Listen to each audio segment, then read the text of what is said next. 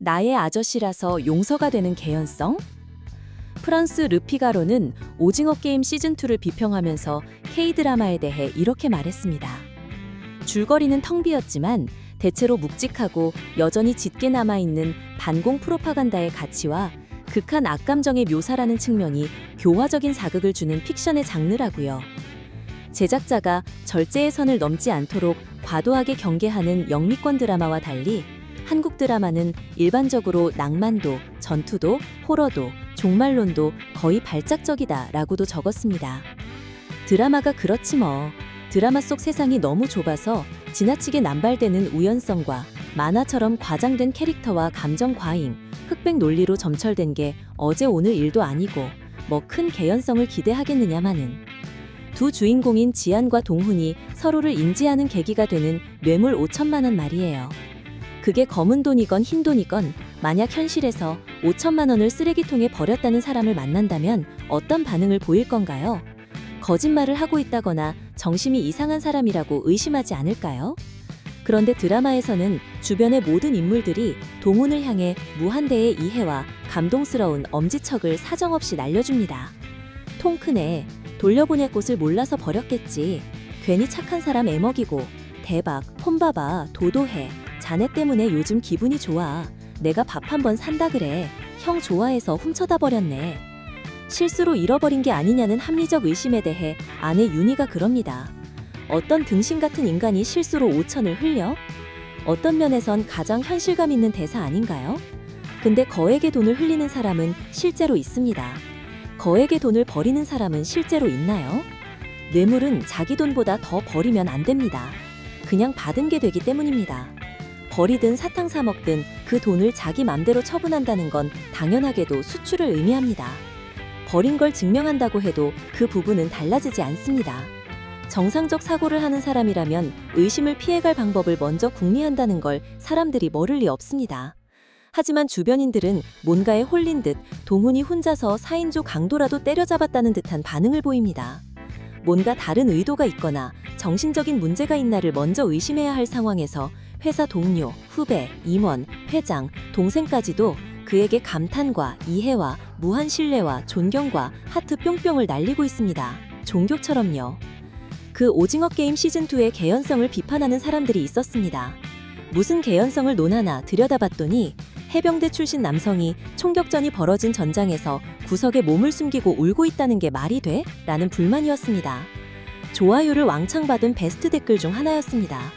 정말 말이 안 되는 일인가요?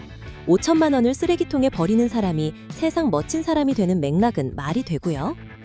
박동훈의 성찰은 무엇인가? 대중은 박동훈 같은 어른이 되고 싶다고 합니다. 드라마 처음부터 끝까지 내내 우울하고 불행했던 인물입니다. 본인 입으로 이번 생은 망했다고도 했습니다. 막판에는 혼자 밥 먹다가 갑자기 오열하기도 합니다. 정말 박동훈이 되고 싶은가요? 진지하게 질문하고 싶습니다. 그는 왜 불행한가요? 와이프가 바람펴서? 외도 사실을 알기 전에는 행복했나요? 내내 궁금해하다가 제가 내린 결론은 하나입니다. 완벽하게 모든 사람에게 사랑받지 못해서. 그는 전형적인 인정 중독입니다. 엄마와 형제, 친구, 선후배, 동네 형들까지 모두 그를 사랑하고 염려하고 칭찬합니다. 직업적으로도 성공했습니다. 근데 유일하게 그를 받아들이지 못한 인물이 있습니다. 아내 윤희. 작가가 드라마를 통해 설명하는 박동훈의 불행은 오로지 아내 때문입니다. 이렇게 착하고 의리 있고 주변 모든 사람들에게 사랑받는 괜찮은 남자를 받아들이지 못하는 아내는 어리석음의 상징이고 개선되어야 할 악입니다. 결국 동훈은 자신의 선함만으로 아내를 깨우쳤고 개선시켰습니다. 해피엔딩이어야 하지 않나요? 그런데 기러기 아빠가 됐습니다. 더 처절하게 외로운 사람이 됐습니다. 정말 궁금합니다. 어른 박동훈의 성찰은 무엇인가요? 한 인물이 성장하는 건 하이틴물에서나 볼 수 있는 장르적 주제일까요? 작가가 규정하는 어른은 정신적 성장마저 끝난 존재인가요? 안타깝게도 제가 보는 박동훈은 유아기적 사고를 하면서 자신이 어른이라고 착각하는 인물입니다. 주체적인 사고를 하지 못하고 통념적으로 주변인들이 하라는 것만 하면서 살아온 사람입니다. 늘 남들이 옳다는 것에만 자신을 꿰맞추며 살아왔는데 자신을 비난하는 사람이 있다는 것이 이해가 가지 않습니다. 아내에 대한 몰이해가 그렇게 시작됩니다. 그가 지안과 선을 그어야 한다는 걸 알면서도 계속해서 곁을 내주는 것은 그녀가 자신을 추앙하고 인정하는 사람이기 때문입니다. 안 보일 때 궁금한 것은 여전히 날 인정하는지 알고 싶기 때문입니다. 혹시 아내처럼 자신한테 실망한 게 아닌지 확인하려는 심리입니다. 그것이 아니라면 지안에 대한 감정은 연애죠. 단순히 선의만 가진 사람이라면 시시때때로 떠올리고 보고 싶어 할 이유가 없습니다. 지안을 향한 예쁜 애라는 발언 역시 자신을 애정하는 것에 대한 보답이거나 연애 감정이거나 둘 중 하나일 거라는 겁니다. 한번 상상해 보세요. 만약 아내 윤희가 바람피지 않았다면? 바람 상대였던 도준영이 윤희를 진심으로 사랑하는 인물이었다면? 아들과 한 집에 사는 아빠 박동훈으로 그려졌다면? 아내의 원가족이 드라마에 등장했다면? 퇴근 후 단 하루도 집으로 직행하지 않고 엄마, 형제, 친구들을 만나고 매일 술을 마시고 주말마저 조기축구하러 나가는 남편 혹은 아빠의 모습을 현실이라고 생각하고 떠올려봐 주세요. 집에 와서도 수시로 소주를 들이켜고 어떤 질문을 해도 잘 대답하지 않고 본인 조카 결혼식에 아내가 안 왔다고 삐치고 장인장모와 처제 혹은 아들이 있었다면 이런 사위, 형부, 아빠를 어떻게 받아들였을까요? 박동훈을 이상적인 인간 혹은 선의 상징으로 신격화하려는 작가의 시도는 꽤 노골적입니다. 아들을 지우고 처가를 지우고 아내의 외도는 오로지 그녀의 이기심과 어리석음 탓이며 주변의 절대 다수가 박동훈을 무한 신뢰하고 그를 칭송하지 않는 사람은 모두 악당입니다. 심지어 아들은 스토리상 없어도 되는 존재인데 굳이 캐릭터를 만들어 놓고 조기 유학이라는 장치를 만들어 애매하게 지웠습니다. 왜 굳이 아들을 넣었을까요? 박동훈은 완벽한 사람이고 가장 남자다운 남자여야 하기 때문입니다. 생식기능이 부실한 사람처럼 비춰지는 것이 아마도 작가는 싫었을 겁니다. 남자는 애도 개도 아니다. 이 드라마는 명명백백하게 남자의 이야기입니다. 정확히는 불가능성에 가까운 남성 판타지입니다. 지안이 핵심 주인공이라고 느껴지나요? 지안은 동훈을 신격화하는 데 가장 큰 역할이 부여된 인물일 뿐입니다. 이 드라마의 제목은 나의 아저씨가 아니라 나를 나의 아저씨라 부르는 소녀를 만났다 정도가 됐어야 했습니다. 일반적으로 남성들은 철들지 않는 것을 하나의 남성성으로 받아들입니다. 남성들이 아이가 되고 싶은 건 삶에서 너무 많은 짐을 짊어졌기 때문입니다. 나와 배우자 둘만 잘 먹고 잘 사는 것도 기적적으로 힘든 일인데 부모와 형제, 친구, 동료, 선후배까지 물심양면으로 빠짐없이 챙겨야 어른 혹은 남자로 인정받기 때문입니다. 방법이 있을 턱이 없습니다. 그러니 회피하고 싶은 겁니다. 술 마시고 축구하고 게임하는 게 그렇게 살고 싶어 그리 사는 게 아닙니다. 일종의 게으른 완벽주의고 인지부조화 탓이라고 할까요? 옳지 않다는 걸 알지만 다른 방법을 모르는 겁니다. 무능한 남자가 되느니 차라리 애나 개가 되길 선택하는 거죠. 이 드라마에 등장하는 남성 캐릭터들의 다소 과잉된 자기연민은 그런 연유에서 기인했을 수 있습니다. 다들 하나같이 죽도록 불행하다는데 저게 저렇게까지 불행할 일인가 의구심이 들다가 조금은 억지로 찾은 결론입니다. 어른이라면 각자의 인생을 살아야 합니다. 늘 우르르 몰려다니고 놀고 마시고 싸우고 흥분하고 자조하는 건 핑곗거리가 필요한 거고 자신이 없어서입니다. 그나마도 현실의 남성들은 실현이 다소 어려운 일이라서 드라마를 통해 그저 지켜보는 것만으로도 이해되고 즐거운 일일 수는 있습니다. 여성, 자학하거나 사학하거나. 이 드라마에서 가장 끔찍한 건 작가가 여성을 다루는 방식입니다. 술집을 운영하며 매일 밤을 술과 눈물로 지새우는 정희는 무려 20년 동안 실연한 남성 한 사람에 대한 분노와 원망만을 쏟아내는 인물입니다. 연인이었던 상원이 스스로 선택한 길을 인정하지 않고 내 뜻대로 하지 않았다고 20년간 화만 내고 있습니다. 사랑인가요?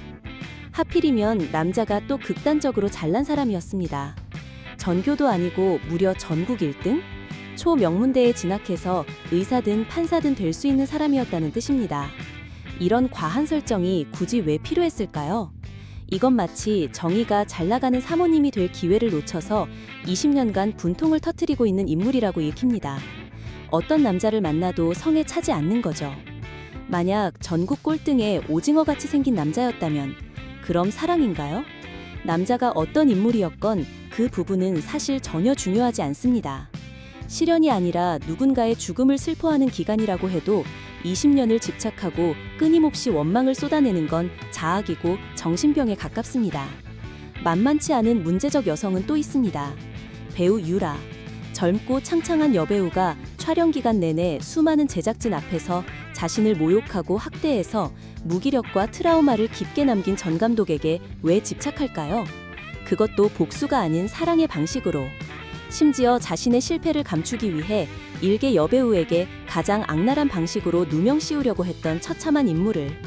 이 남성이 해야 하는 건 뼈저린 사과와 진심 어린 반성 혹은 보상이어야 하는데 오히려 아름다운 여성과의 연애라는 선물을 받았습니다. 여성은 남성의 칭찬 한마디에 천당과 지옥을 오가면서 구렁텅이에 빠졌던 인생이 해결되어 가고 있다며 정신승리합니다.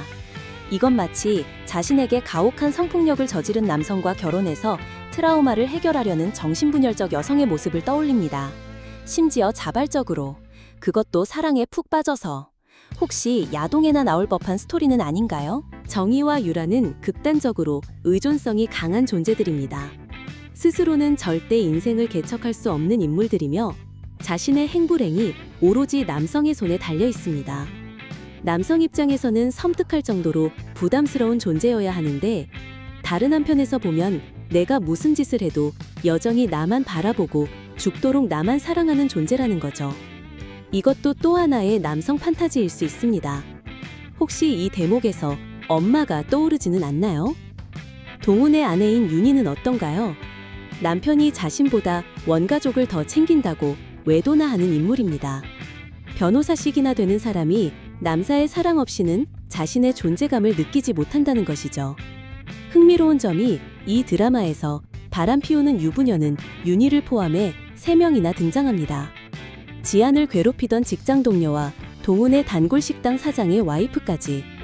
윤희처럼 남편이 사랑을 주지 않아서였을까요? 아님 그냥 이기적이고 사악해서였을까요? 이야기에서 배경 설명이 없는 반복적 설정은 그게 기본값이라는 암시를 강하게 줍니다. 바람피는 여성은 우리 사회에서 일반적인가요? 이 드라마에서 여성은 헌신적인 엄마이거나 엄마처럼 무한 사랑을 주는 인물이 아니면 모두 가해자입니다. 지안 역시 동훈에게 무한 사랑을 퍼붓는 인물이며 여성 가해자들을 혼내주고 계몽시키는 역할을 합니다. 작가가 보는 가장 이상적인 여성상인 듯합니다. 집에 들어갈 때 남편의 뭐 사가 이 한마디만으로도 무한 감사를 할 줄 아는 여성. 남자가 무자비하게 폭행을 해도 이게 사랑의 표현일 수 있구나 라는 걸 납득하는 여성. 혹시 나의 아저씨의 첫 장면을 기억하시나요? 파달만한 무당벌레 한 마리가 사무실 안으로 날아들었는데 거대한 호박벌이라며 과장되게 호들갑을 떠는 여성이 나옵니다. 이어 무표정한 얼굴로 태연하게 무당벌레를 때려잡는 지안이 등장해 강렬한 대비를 이루죠. 아마도 보통의 경박한 여성과는 지안이 아주 많이 다른 인물이라는 것을 상징적으로 보여주려던 정면이었던 것 같습니다. 소녀가장 지안은 성장했는가? 물리적으로 다 클 만큼 큰 청장년의 남녀들은 더 이상 성장할 필요가 없다고 작가가 치부했다고 치죠. 드라마 내내 수수한 외모와 사춘기 반항아 같은 말투와 표정으로 자신이 아직 아이임을 끊임없이 드러냈던 지안의 성장은 다룰 수 있고 다루어야 했다고 보는데요. 아마도 마지막 장면에 한 명의 성인 여성으로서 확연히 달라진 모습을 보면 제법 잘 성장한 거 아니냐고 반문할 분들이 있을 겁니다. 사회가 받아들일 만한 외모와 태도의 변화도 성장일 수 있지만 지안이 개과천선할 수 있었던 계기는 내적 성장이라기보다 동훈과 주변인들의 물리적 경제적 지원이 그 배경이라고 봐집니다.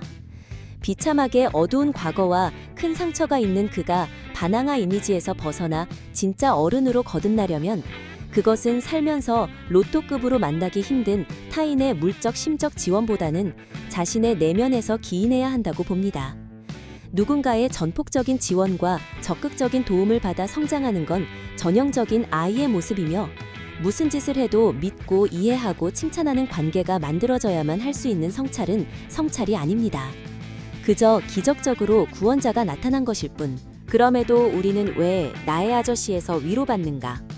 작가는 주변에 늘 사람이 많고 왁자지껄여야 잘 사는 거라는 세계관이 있는 것 같습니다. 그리고 그 주변인들이 남성 관계 위주로 이루어지는 걸 더 편안하게 받아들이는 것 같습니다. 여성의 원가족은 완벽히 배제되고 남편이 승진하면 아내가 시어머니에게 꽃다발을 선물하며 축하해주는 정도로 기울어진 구조를 일반이라고 인식합니다. 여성은 완벽한 주변인이며 남성의 보조적인 역할을 하는 존재인 듯합니다. 박동훈의 휴대폰에 저장된 아내의 이름처럼 집사람일 뿐입니다. 현실에서 제법 익숙하게 강요되는 패턴 아닌가요? 박동훈처럼 관계 지향적으로 살라는 요구 말입니다. 정확히는 남성 관계 지향적인 것이지만, 물론 우리는 남녀를 불문하고 점점 더 많은 이들이 이런 구시대적 사고와 싸우고 있지만 여전히 많은 것을 떨쳐내지 못하고 있는 것도 사실입니다. 때때로 저항하지만 더 많은 순간에 순응하고 스스로를 납득시키는 과정이 인생 전반에 걸쳐 있잖아요. 이 드라마가 위로가 되는 건 그렇게 순응하고 살아도 괜찮다고 말하고 있기 때문입니다. 생각을 바꾸지 않아도 된다고, 살아온 대로 살아도 된다고, 가장 가까운 한둘의 관계가 망가질지언정 더 많은 관계 확장을 하고 그러다 보면 박동훈처럼 무한 신뢰와 인정이 따라올 거라고, 당장 불행할 수는 있지만 그게 이상적인 삶이 맞다고, 적어도 내가 옳다고 믿으며 살아온 삶을 부정하지 않아도 된다는 거죠. 그렇게 우리는 다시 안심하는 겁니다. 작가 박혜영의 인물들은 나름 열심히 사는데 엄마 채찍질에 못 이겨 마지못해 수레를 돌리는 아이들 같습니다. 지나치게 의존적이고 그래서 처절하게 불행하고 눈치 보고 갈등하고 내내 징징대고 가끔 건방지고 폭력적인데 말로만 어른인 척하는 존재.